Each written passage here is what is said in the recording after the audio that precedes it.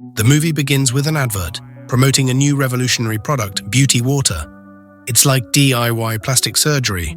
After dipping yourself in the water for around 20 minutes, your body will become soft. Then you can reshape and even slice off yourself like clay into a beautiful supermodel. This was the product of the future. We are then introduced to Yeji, a young girl who doesn't necessarily fit the beautiful category. When she was young, she was a brilliant mind with all the skills within her command, but something had always been off. No one seemed to love her, all because she wasn't beautiful. Several years later now, in her youth, Yeji had become the exact opposite of what she was before, letting go of even her skills to avoid getting attention to her ugly face. She was fat and unhealthy, and on top of that she was a minor makeup artist in an advertisement company. The lead actress Lee Miri-yul constantly berates her, going as far to tell her to wear a mask around her so that she doesn't have to see Yeji's face. One day, as they work on Lee Miri-yul's makeup for the upcoming ad shoot, suddenly a handsome newbie actor, Ji-hoon, arrives to greet Lee Miri-yul. He greets the senior actress along with her whole staff, even Yeji. Ji-hoon even notices Yeji and her beautiful eyes. For the first time, someone had complimented Yeji, and she gets too flustered to even speak. She hadn't even realized that she had a really unique color of her pupils, as Ji-hoon had pointed it out. But Yeji doesn't get to revel in the moment longer than a few seconds, as Miri-yul starts hurling objects at her to get her out of the room. Yeji hates her. She hates everything about the self-conceited actress. She rushes outside, unable to bear the anger. She sits down, cursing the actress who is so overconfident of her beauty. Moments later, Ji-hoon joins her. He sympathizes with her, accepting the fact that Miri-yul was very rude without her ever doing anything to the actress. He then asks her to do his makeup right there, and the two converse as Yeji works on him. Yeji feels really grateful for his actions towards her and even develops a bit of a crush on him.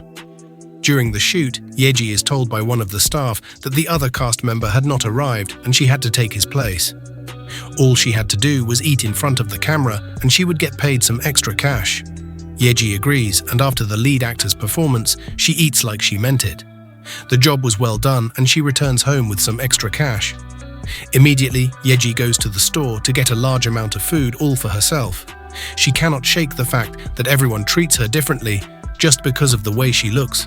But she doesn't care anymore. After years of bullying and self-loathing, she had come to accept the fact that she could never be loved. The fact that even her mother and father didn't seem to care that she was ugly and didn't even try to help her with expensive cosmetics and stuff made her feel that she was all alone. Like usual, she returns home and locks herself in. Yeji then scours the internet for comments that berate Miri-yul. She laughs at people's comments calling Miri-yul's face and beauty a product of plastic surgery. The harsh comments make her happy and glad that at least there was some place where Miri-yul got what she deserved for being the jerk that she was. Suddenly, she notices that her video of eating from earlier had gotten viral, and there were hundreds of comments calling her a fat pig and disgusting. She can't take it, all the words pierce through her heart and she loses it. A few days have now passed. Yeji has shut herself in her room and refuses all her parents' requests to come out. She has been all alone, doing nothing, when suddenly she gets a random text telling her that she has won a special prize of a free plastic surgery item. Yeji is confused. She had never even ordered anything as stupid as that and simply ignores the text. But the next day she receives a parcel at her doorsteps. Intrigued, she opens it up and finds 2 bottles of cosmetics labeled beauty water, a card of the store's location, and a flash drive. She quickly checks the drive and discovers the tutorial of how to use the beauty water. The lady in the tutorial is similar to Yeji. She is fat and doesn't really have any distinguishing features to her face. She explains how to use the water. First, drop some in a container and then dip your face for 20 minutes, no more, no less. When the time is up, Yeji watches in horror as the lady's face starts to melt away. She even uses a knife to cut her face away, and soon it turns into a bewitchingly beautiful woman. Yeji cannot pass up an opportunity like this and quickly uses the bottles she had been given, and her face turns into a beautiful masterpiece. But the bottles were enough only for her face, and her body remains just like it was before. She had to make sure she gets more of it so that she could fully transform. She quickly rushes to the address on the card and finds herself standing in front of a shady apartment. She introduces herself to the CCTV, monitoring her, and the door opens. The owner of the store was the same lady who had displayed the use of the product. Yeji asks the woman why she had given her a free sample, and the woman explains that she wanted to choose a viral personality who was, to put it hardly, ugly. This could mean a lot of publicity for her product. Yeji doesn't know how to respond to that. I'm not sure anyone could. Yeji begs for her to give her the rest of the bottles for her body, but for that, the woman asks her to get 200 million won. The fact that it was asked so casually makes the whole prize from the Squid Game sound reasonable.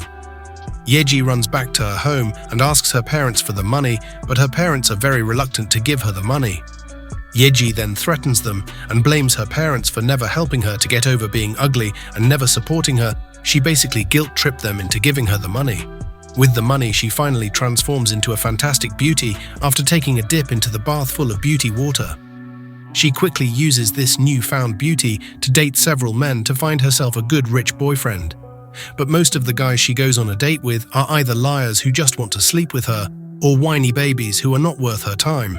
She manages to get one proper date, but she doesn't really find the man that interesting either. He invites her to an exclusive party, and she agrees to go because she had wanted to go there for a long time. There she stumbles into the agent of Miriul. He asks her to give him a call and he could make her a star, but Yeji was too pissed to pay him much attention at that time. She had been denied access to the VIP room, and this made her mad. She was pretty, I guess that didn't mean she could get everything. Later, as she is sulking over that fact, she realizes that for she had once again started to get fat, she was once again starting to become the fat, ugly girl that she was. She gets scared and rushes back to her room and decides to take another bath in a pool of beauty water. She puts a timer of 30 minutes and goes into the bathtub. As she gets in, she starts dreaming of her childhood, when she was once an exceptional dancer, but no one had loved her because her face was not pleasing at all. As she falls asleep in the bath, her phone's battery dies. Her mother crashes in looking for her, as she had been gone for a long time now, and watches in horror as she finds her daughter's body all disfigured and ugly. Far worse than what she was originally. She calls in her husband, and they are both perplexed and confused as to what they should do. The mother remembers that beauty water could reattach the flesh to a person as well. But the thing is, Yeji's flesh had melted away and there was no way they could add that back to her. Having no choice left, the loving parents use their own flesh to save their daughter's life. They are old and their flesh is not enough to bring Yeji back to her former beauty, but it's just enough to keep her alive. When she wakes up, however, Yeji is not pleased with the zombie-esque body that she had now and takes whatever money she has and returns back to the woman who owned the beauty water. She, however, is a very stingy person and doesn't want to help Yeji. Not because she doesn't want to, but because Yeji doesn't have enough money to pay her. Yeji begs the woman to help her and the woman agrees on the condition that she licks her feet. A desperate Yeji is ready to take any action and does exactly as she was asked. The woman works on Yeji and fixes her up, but she only fixes her hands and her face and leaves the rest of the body as it was. Yeji is confused why, but the woman tells her that with the money she bought, she can do only that much.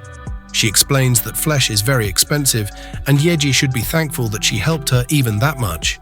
She starts berating Yeji, going as far as calling her a pig. Out of all the things, this is the one thing that Yeji cannot take, and she starts attacking the woman and eventually manages to kill her. Yeji uses her flesh to reconstruct her body back to her actual self. Elsewhere in the news, the reporters have been reporting several women in their 20s missing. Even the actress Miriul has left her job and has been contactless from the media. Yeji has been working as the head actress in the same company now and is the #1 actress in the business. Yeji is now successful and pretty, however, the guilt of murdering someone keeps haunting her. One day she stumbles into Ji-hoon again. He too had left the industry and explains how the agency had been treating Miriul. The two end up having a great time together that day and talk about many things and find themselves attracted to each other. The two start dating. Life has started to get better slowly and steadily for Yeji, but she just cannot shake off the guilt of her actions and even starts seeing stuff in the mirror. One day she even thinks she saw her face wilting once again, but it was all in her mind. She had rushed back to her home to use the beauty water again just to realize that she had been hallucinating. This even makes her a bit late for her date with Ji-hoon, but the guy is perfect, he isn't even angry at her. That day, Ji-hoon proposes to her for marriage, and she gleefully accepts. They go back to Ji-hoon's place. Yeji notices his family picture, which doesn't really have him in it. There are his parents and 2 sisters. His youngest sister is not at all like her parents and is a bit too shabby, but Ji-hoon tells her she is his favorite. As Ji-hoon then heads to make some dessert to celebrate the occasion, Yeji goes around his apartment.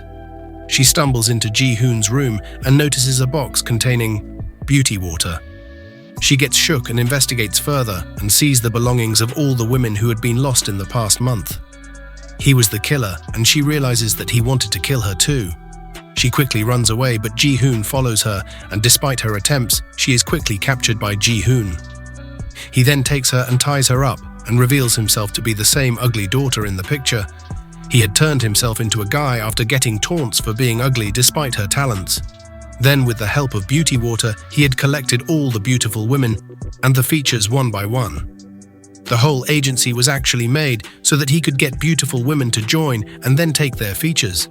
He had even taken Miriul's features, which is why she had been lost from the media lately.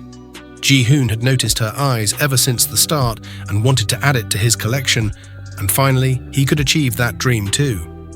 He takes a surgical knife and carves out her eyes. The movie ends as the agent scouts another pretty woman for him to take the features of. This one had beautiful lips, and the agent sends her picture to Ji-hoon. Ji-hoon smiles, Yeji's eyes attached to her legs. His new target was ready. Subscribe for more videos like this, turn on the notification, and leave a like to help the channel out. Thanks for watching.